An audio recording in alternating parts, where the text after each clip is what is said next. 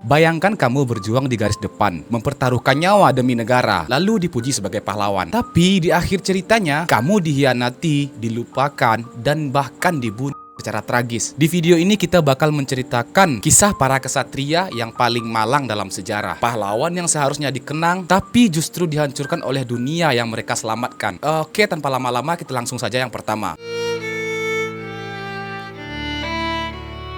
Ini kisah nyata dari seorang kesatria dari Skotlandia yang namanya masih dikenang sampai sekarang, yaitu William Wallace. Nah, kita mulai dari akhir abad ke-13 di Skotlandia. Saat itu, Skotlandia bukan negara yang bebas. Raja Inggris Edward yang pertama datang dan mengklaim wilayah ini sebagai bagian dari kekuasaannya. Rakyat dipaksa tunduk, para bangsawan sebagian memilih diam. Nah, sebagian lagi malah bekerja sama dengan kerajaan Inggris. Di tengah kondisi itu, muncullah satu nama nih. Dia bukan bangsawan besar, bukan raja pastinya. Hanya seorang kesatria yang marah melihat negaranya diinjak-injak. Dia bernama William Wallace. Menurut catatan sejarah seperti kronik Skotlandia dan puisi epik yang berjudul The Wallace, karya Blind Harry abad ke-15, di mana tercatat di sini William Wallace itu mulai melawan sekitar tahun 1297. Awalnya kecil, serangan-serangan datang dengan cepat, tapi dampaknya lumayan besar. Nah, di sini dia berhasil mengumpulkan rakyat biasa seperti petani, pekerja, dan orang-orang yang sudah muak dengan penindasan. Nah, dari itulah perlawanan besar ini dimulai. Puncaknya itu terjadi pada tahun 1297 dalam pertempuran yang dikenal sebagai Battle of Stirling Bridge, di mana saat itu pasukan Inggris jauh lebih besar, lebih terlatih. Tapi di sini Wallace punya satu hal yang berbeda, di mana dia membiarkan pasukan Inggris menyeberangi jembatan yang sempit, lalu berencana akan menyerang saat mereka terpecah. Hasilnya gimana? Yah, pasukan Inggris dihancurkan, di mana kemenangan itu sempat mengguncangkan seluruh Inggris. Dan untuk pertama kalinya rakyat Skotlandia melihat harapan. Setelah kemenangan itu, William Wallace diangkat sebagai Guardian of Scotland, yaitu bisa diartikan sebagai pelindung negara. Sebuah posisi penting walaupun dia bukan dari keluarga kerajaan. Tapi disinilah masalah mulai muncul. Bukan dari musuh, tapi dari dalam. Dimana saat itu para bangsawan Skotlandia mulai merasa tidak nyaman. Mereka melihat Wallace ini sebagai ancaman, bukan karena dia lemah, tapi justru karena dia terlalu kuat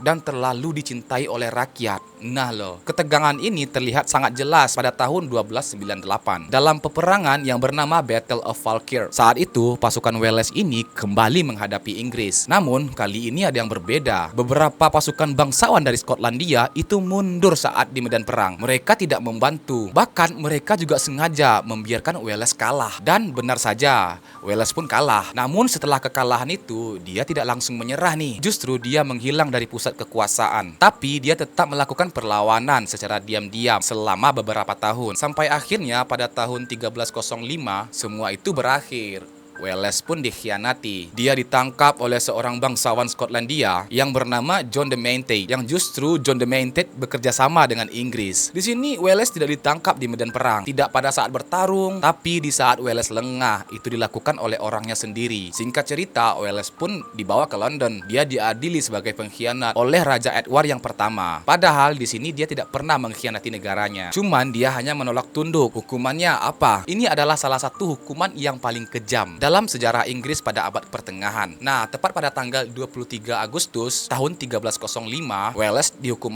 dengan metode hanged, drowned, and quartered. Dia diseret di jalanan, bahkan digantung. Lalu yang lebih mengerikan lagi, tubuhnya dipotong, di mana kepalanya dipajang di jembatan kota. Itu sebagai peringatan. Tapi di sini ada satu hal yang tidak bisa dihancurkan, yaitu apa yang dia perjuangkan. Nah, beberapa tahun setelah kematian Wallace ini, perjuangan Skotlandia itu terus berlanjut, di mana perjuangan ini dipimpin oleh tokoh lain seperti Robert the Bruce. Dan pada akhirnya Skotlandia mendapatkan kemerdekaannya. Jadi kalau dipikir-pikir, William Wallace itu memang kalah di akhir hidupnya. Tapi idenya tetap menang, karena kadang dalam sejarah pahlawan sejati bukan berarti hidup yang paling lama, tapi yang berani berdiri, bahkan saat semua orang bisa saja mengkhianatinya. Dan William Wallace pun berhasil membuktikan itu dengan harga yang tidak semua orang sanggup bayar. Nah, yang kedua ini tentang seseorang yang terlalu setia, sampai akhirnya justru oleh negaranya sendiri. Ini kisah dari seorang jenderal muda di Cina yang namanya masih dihormati sampai sekarang, yaitu Yue Fei. Nah, kita mulai pada abad ke-12. Pada tahun 1103, Yue Fei lahir di wilayah Tangyin pada masa pemerintahan dinasti Song. Nah, dia ini juga bukan berasal dari keluarga bangsawan nih. Awalnya ayahnya hanya seorang petani. Namun sejak kecil Yue Fei ini sangat disiplin, kuat, dan sangat menjunjung tinggi nilai kesetiaan. Nah, menurut catatan sejarah seperti Songxi atau sejarah dinasti Song, ibunya bahkan menato punggung Yue Fei dengan kalimat yang bertuliskan Jingzong Baoguo, yang berarti setia dan mengabdi sepenuh hati kepada negara. Kalimat itu bukan sekedar simbol, tapi itu menjadi prinsip hidupnya sampai akhir. Nah, masuk pada tahun 1127, sebuah peristiwa besar itu mengguncang Tiongkok, yaitu dikenal sebagai Jingkang Incident, di mana pasukan dari dinasti Jin menyerbu ibu kota Song di Kaifeng. Singkat cerita, kaisar pun ditangkap. Nah, keluarga kerajaan itu dibawa sebagai tawanan, dan dinasti Song pun runtuh di utara. Peristiwa ini memaksa di mana sisa-sisa pemerintahan Song melarikan diri ke selatan dan membentuk kekuasaan baru yang dikenal sebagai Song Selatan. Namun di tengah kekacauan itu, Yue Fei memilih satu jalan nih. Dia bergabung dengan militer. Nah, sekitar tahun 1128 sampai 1130, Yue Fei ini mulai dikenal sebagai komandan yang sangat disiplin dan cerdas. Dia memimpin pasukan melawan invasi Jin di wilayah selatan, berbeda dengan jenderal lainnya, di mana Yue Fei melarang pasukannya untuk menjarah atau menyakiti rakyat. Dia membangun reputasi bukan hanya sebagai pejuang, tapi juga disebut sebagai pelindung rakyat. Nah, pasukannya ini dikenal dengan nama Yu Family Army, di mana ini adalah pasukan yang sangat loyal dan sangat terlatih. Nah, pada tahun 1134 sampai 1140, kemenangan Yue Fei itu benar-benar terlihat. Dia memimpin beberapa kampanye militer dan berhasil merebut kembali wilayah yang sebelumnya jatuh ke tangan Jin. Salah satu momen penting terjadi saat dia hampir mencapai kembali wilayah utara yang hilang. Nah, dalam catatan sejarah, pasukannya ini bahkan sempat mendekati wilayah strategis yang bisa membuka jalan untuk merebut kembali ibu kota lama yang sempat direbut. Nah, saat itu rakyat mendukungnya. Pasukan percaya pada Yue Fei. Nah, dan kemenangan pun semakin terasa dekat. Tapi disinilah cerita mulai berubah arah nih. Bukan karena musuh yang kuat, tapi karena politik yang ada di dalam istana. Nah, di ibu kota Song Selatan yang bernama Lin An, para pejabat mulai khawatir. Salah satu tokoh penting yang bernama Qin Hui, seorang konselir yang lebih memilih jalan damai dengan Jin. Bagi Qin Hui ini, perang yang terus berlanjut itu hanya melemahkan negara. Tapi bagi Yue Fei, perdamaian tanpa kehormatan bukanlah pilihan. Nah, perbedaan ini berubah menjadi konflik politik. Nah, pada tahun 1141 itu menjadi titik balik nih. Saat Yue Fei itu berada di puncak kekuatannya dan hampir memenangkan perang, tiba-tiba dia mendapatkan perintah dari kaisar untuk mundur. Perintah itu dikenal dalam sejarah sebagai 12 perintah emas, di mana panggilan mendesak untuk kembali ke ibu kota. Yue Fei tahu ini aneh. Dia tahu kemenangan sudah di depan mata nih, karena baginya kesetiaan kepada negara berarti taat pada perintah. Nah, setelah kembali ke ibu kota, situasi berubah drastis. Yue Fei sendiri tidak disambut sebagai pahlawan. Dia justru ditangkap, dituduh melakukan pengkhianatan tanpa bukti yang jelas. Nah, dalam catatan sejarah pun alasan penangkapannya itu bahkan disebut sebagai tuduhan yang tidak berdasar. Namun keputusan sudah dibuat. Pada tahun 1142, Yue Fei dipenjara dan akhirnya dieksekusi. Beberapa sumber menyebutkan Yue Fei diracun di dalam selnya. Umurnya pada saat itu sekitar 39 tahun. Seorang jenderal yang hampir menyelamatkan negaranya, namun mati sebagai pengkhianat di mata pemerintahnya sendiri. Nah, setelah kematian dinasti Song itu menandatangani perjanjian damai dengan Jin. Namun wilayah utara tetap hilang dan mimpi untuk memulihkan kejayaan lama ikut terkubur. Tapi cerita tidak berakhir di situ. Beberapa dekade kemudian, nama Yue Fei direhabilitasi. Dia akhirnya diakui sebagai pahlawan nasional. Bahkan hingga hari ini di Hangzhou terdapat makam dan kuil untuk mengenangnya. Orang yang dulu dituduh sebagai pengkhianat justru dikenang sebagai simbol kesetiaan paling murni dalam sejarah Tiongkok. Jadi kalau dipikir-pikir, Yue Fei tidak kalah dalam medan perang. Dia kalah dalam sistem yang tidak mampu menerima kesetiaan yang setulus itu. Dan mungkin itu salah satu tragedi terbesar dalam sejarah. Bukan saat musuh menang, tapi di saat orang terbaik yang disingkirkan oleh negaranya sendiri. Nah, kita lanjut yang ketiga. Ini kisah tentang seseorang samurai yang sangat jenius di Jepang, yang hidupnya berakhir lagi-lagi bukan karena musuh, tapi karena rasa takut dari keluarganya sendiri. Namanya yaitu Minamoto no Yoshitsune. Nah, pada tahun 1159 ini, Yoshitsune itu lahir di tengah konflik besar di Jepang, yang dikenal sebagai Heiji Rebellion. Ayahnya yang bernama Minamoto no Yoshitomo adalah seorang pemimpin klan Minamoto. Namun, pemberontakan itu gagal. Yoshimoto pun dibunuh. Dan keluarga Minamoto dihancurkan oleh klan rival mereka yang bernama Taira. Yoshitsune yang masih kecil tidak dibunuh, tapi dia diasingkan. Dia dikirim ke kuil di daerah Kurama. Di sana dia hidup sebagai anak buangan, jauh dari dunia samurai. Tapi justru disitulah semuanya dimulai. Selama bertahun-tahun nih, Yoshitsune tumbuh dalam kesunyian. Namun menurut sejarah dan kisah legenda Jepang, seperti Heike Monogatari, dia diam-diam melatih dirinya, belajar bertarung, belajar strategi. Bahkan ada cerita bahwa dia berlatih dengan makhluk mitologi. Meskipun ini lebih ke legenda, bukan fakta sejarah. Yang jelas, dia tumbuh sebagai petarung yang sangat berbakat. Nah, masuk tahun ke 1180 nih, kesempatan itu datang. Perang besar pecah antara klan Minamoto dan Taira yang dikenal sebagai Genpei War. Yoshitsune bergabung dengan kakaknya yang bernama Minamoto no Yoritomo yang memimpin klan Minamoto. Ini momen paling penting. Dari anak buangan, Yoshitsune berubah menjadi seorang jenderal perang. Di antara tahun 1184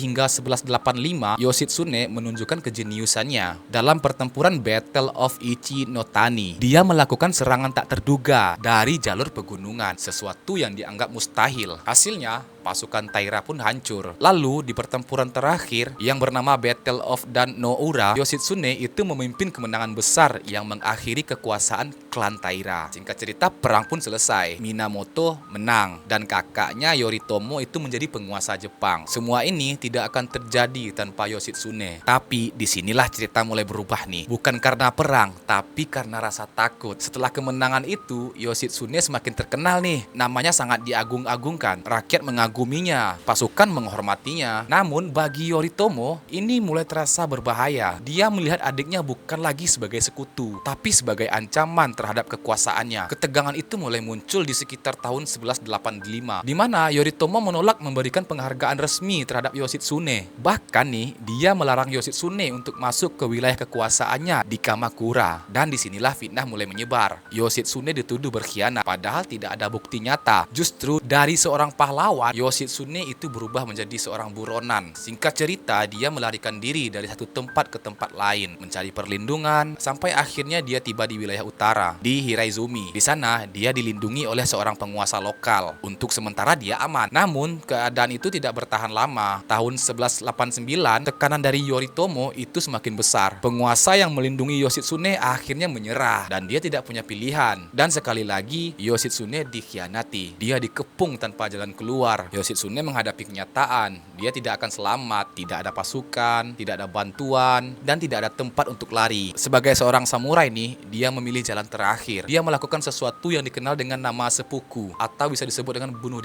kehormatan. Sebuah cara mati yang dianggap menjaga harga diri. Nah, pada tahun 1189, di sekitar usia 30 tahun, kisah Yoshitsune berakhir. Tapi seperti banyak kisah tragis dalam sejarah, akhir itu bukanlah akhir yang sebenarnya. Nama Yoshitsune malah semakin hidup setelah kematiannya. Dia dikenang sebagai simbol kesetiaan, keberanian, tapi kalah oleh rasa takut orang terdekatnya sendiri. Dan kalau dipikir-pikir, cerita seperti ini selalu berulang-ulang dalam sejarah. Bukan tentang siapa yang paling takut, tapi tentang siapa yang terlalu hebat hingga membuat orang lain merasa terancam. Kisah Yoshitsune kurang lebih sama dengan kisah ksatria sebelumnya, yaitu dia tidak kalah dalam medan perang. Dia kalah karena dia terlalu bersinar di dunia yang tidak siap menerimanya. Nah, yang terakhir, kalian pasti tahu kisah ini.